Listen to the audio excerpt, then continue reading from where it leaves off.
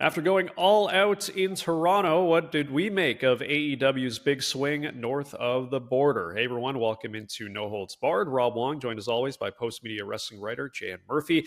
And Jan, we were both present at Scotiabank Arena on Saturday for AEW All Out, which became the best-selling All Out ever and the most tickets they've ever sold in Canada, over 13,000 in attendance at Scotiabank Arena. Before we get into some of our thoughts on the matches, what were your overall impressions just of the show, the atmosphere, and all the crazy AEW fans in attendance? I don't know about you, but I just left my seat to come here and do this. It's the longest show I've ever been to of anything. That was my impression as I left on Saturday night. That show was far too long. All that said, I enjoyed myself. Very different from what I'm, typically see. Go to a lot of WWE events, so you get a very different look when you go to AEW. But I mean, pre-show that starts at 1 o'clock and a main show that starts at 3 o'clock that runs until 8 o'clock, followed by a press conference that goes another 2 hours. That's a long day. That's a lot of wrestling. Part of it, I think, was intentional because they knew they were running head to head with WWE, so the longer they could prolong things, maybe the less time people would have to go and pay attention to WWE stuff. But my impression was it was a long show, but there were some really great matches. I was impressed by some. We can get Yeah, more into look, that. yeah, for sure. Look, I agree with you. The length was quite extreme in some ways. Some people were there right at the start to watch the Saturday tailgate brawl and the pre-show. But I think just based on who we saw at this event with the fans, these are hardcore AEW fans for the most part, and they are there to watch this product beginning to end. So the length may have been an issue for some. I know for me, same as you, like I haven't been to an event like that in quite a long time. I think the most the one that I can think about that compares to the most is I was at a UFC event years ago, and it started at like 10 in the morning Eastern time, and then 10 in the morning Pacific time, and then it ended at like 5 p.m. Pacific time. So I was there for like the whole kit and caboodle, and that kind of felt like this. But I think at the end of the day, what really impressed me was some of these matches, and the name says it, All Out. I think a lot of these wrestlers gave the best performance they could possibly give, and I got to start with the opener because I think for a lot of the Toronto fans, that's what they came to see: Adam Copeland and Christian Cage teaming up in Toronto for the first time in forever. And you and I got a chance to talk to Adam about it the few days leading up to it, and it was pretty clear that he was really relishing this moment because he wasn't sure how much longer his career is going to go. He's not going to get too many of these opportunities to wrestle in his home city. He did mention that he hopes that one day his final match will be in Toronto, which would be an incredible moment. But you could just tell how psyched the fans were. There was that sort of pre-show vignette with Wendell Clark showing up. He got a huge pop, and then Green Bubbles Bastard. and Green Bastard from Trailer Park Boys just got an epic ovation. But for a guy that has watched those two for many years, and you've talked to them, what was it like just being in the crowd, watching them at this stage of their career, still doing what they're doing? I mean, I was thinking to myself as I sat there watching. I was like, I think I thought when they wrestled each other at AEW a couple of years ago in Toronto at the Rico or Coca-Cola, whatever it's called now. I think I thought at that time was probably the last time I would see those two in action in the same building for the same company. So to fast forward to this past Saturday and see them back together again, I mean, I never imagined I would see those two tagging together again in Toronto on a major wrestling pay-per-view. So it was really cool, and I loved the opening segment with Adam, of course, a lifelong, very loud Leafs fan like myself, walking through the bowels of Scotiabank Arena and running into Wendell Clark. I mean, fantastic. And then having Bubbles from the Trailer Park Boys. And they put on a great match. I mean, that was a fantasy booking that at one point I don't think anybody thought would be a thing. So very, very cool. Great match. Great finish. And yeah, I thought I was a bit surprised it was going to kick off the show. But I would have honestly, I would have swapped the opener and the closer in a heartbeat if I were booking that show, just based on where I was. But I get it; it was only a straight up tag match, no titles on the line. Maybe that's why they felt it was, the way to open strong. But a lot of fun. Yeah, it definitely was a lot of fun, and it's interesting because I did ask Tony Khan about that in the post show press conference. Why did you decide to have this as the opener? And he kind of cited a lot of different reasons, and of course the hype and everything surrounding the match was a big part of that. And then having these two guys from this area drew a lot of excitement. So he felt like it was a no brainer to have that kick off the show, and I think it's a good idea in some ways, as you mentioned. Just to get the crowd going, and to kick it off with such an exciting match was pretty good. And it was cool to see Beth Copeland, Adam's wife, come out and get a huge spot as well. Even took the spike pile driver from FTR, which was pretty wild to see. But it was definitely an awesome way to kick off the show, and we'll see where that storyline goes with those guys and FTR. Another match that really stood out to me was the triple threat match, if you will, for the AEW Unified Championship with Okada, Takeshita, and Mascara Dorada. I think that one just really stole the show. I mean, I'd never seen Okada in person. He, of course, is a legend in the industry. Takeshita is one of the more underrated guys around, of course, and I think Dorada really put on a show. I was really impressed with the level of wrestling, and just like the amount of, I guess, the way that these guys can go. I mean, it was a pretty long match. It was about 21 minutes, and there was a lot of athleticism and a lot of excitement. For me, I think out of all the matches, all 14 of them on this card, I think that was the one that really stood out the most to me. Well, that's interesting. I mean, I enjoyed that match. I thought Dorada stole the show. I really did. I thought his performance in that match stood far and above the others, which was a bit of a surprise to me because, again, I came in, I'd never seen Okada. I knew, he was this prized free agent signing that, AEW and WWE fought over, and Tony Khan won the war. But for me, Dorada was fantastic in that match, and I think both guys elevated him. I'm not saying that wasn't intentional, because I certainly think that was intentional, but wasn't my favorite match of the night. Again, I don't like thumbtacks. I'm not a thumbtack guy. I don't like violent wrestling. Like I did not enjoy the casket match at all. Gratuitous violence in wrestling does absolutely nothing for me, and Jon Moxley just does nothing for me. But on the other end, I like somebody who can, and this goes to say there was also a fantastic ladder match that was the second to last match on the card. But for me, I wasn't expecting the thumbtack and tables. Is that what they called it? Thumbtacks and tables? Thumbtacks and tables, yeah. Mark Briscoe and MJF. MJF might be the most completely well packaged wrestler in the entire industry right now. He does it all. From his selling when he's in the ring, he's always in character. Christian's another guy who never leaves character, but MJF stays in that character.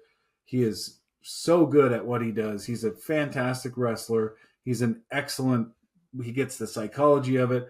And Briscoe was fantastic in that match. So while I don't like necessarily the bloody side of things sometimes, I think in this instance, they entertained me for 20-ish minutes. And I really, it stood out for me as the one. Again, it's MJF more than anyone else in that company that I go, wow, they have just this elite talent. Like, this guy is up there against anyone in the business anywhere in the world right now. So I enjoyed that one. Really? That's interesting. I'm surprised you were going to bring that match up. It was definitely interesting. I feel the same as you. It was difficult to watch at times with the tables and tacks and just everything going on there. It was a little bit too bloody for my liking. Same with the coffin matches, as you referenced, with Jon Moxley and Darby Allin. But, this is what you get with AEW sometimes with some of the guys they have on their roster. They go above and beyond. And, sometimes they really like to push the limits, and we saw that on Saturday night. Got to talk about the final match, of course, the AEW World Championship, Hangman Adam Page and Kyle Fletcher. And I want to talk about it from this perspective. I didn't know a ton about, Kyle Fletcher, of course, coming into this. I know when we spoke to Adam Copeland, he really talked about him being one of the future stars of this business and a guy to keep an eye on for many, many years. And I thought, I was really impressed by him. He's a guy that seems to also sort of get the psychology, and he's got a ton of athleticism, and you can just really see the potential that he has. But I wanted to come from the perspective of Adam Page. In the post-show news conference, we talk a lot about WWE and Cody Rhodes sort of being the quarterback of WWE, and he is sort of the spokesperson of their company. And I feel that in a lot of ways with Adam Page. I was really impressed with, the way this guy carries himself, the way he talks about the business. He was, asked about what he wanted out of this business and when he first got started. And he was saying, whether it was, 5 people or 5,000 people, I'm sort of paraphrasing that, he just wanted to be able to, have this type where he could, really show off his talents. And I think he's a guy that, for me, I was just really impressed with his in-ring ability, his ability to, talk on the mic. I don't know a ton about him. I feel the same as you. Don't watch a ton of AEW, as not as much as I do with WWE. But he's clearly a guy now that I think has my attention. And I know this sounds crazy because people that watch the product and know who he is know that he's a massive, massive star. But he really stood out to me just in a lot of ways. My problem with that main event was that the show went so long that they put that match up against Brock Lesnar and John Cena. And I'll be honest, I was watching Brock Lesnar and John Cena on my phone because I'm stuck with this Brock Lesnar return and John Cena's, final 6 appearances. So, it was distracting me from, and again, that to me is the head-to-head.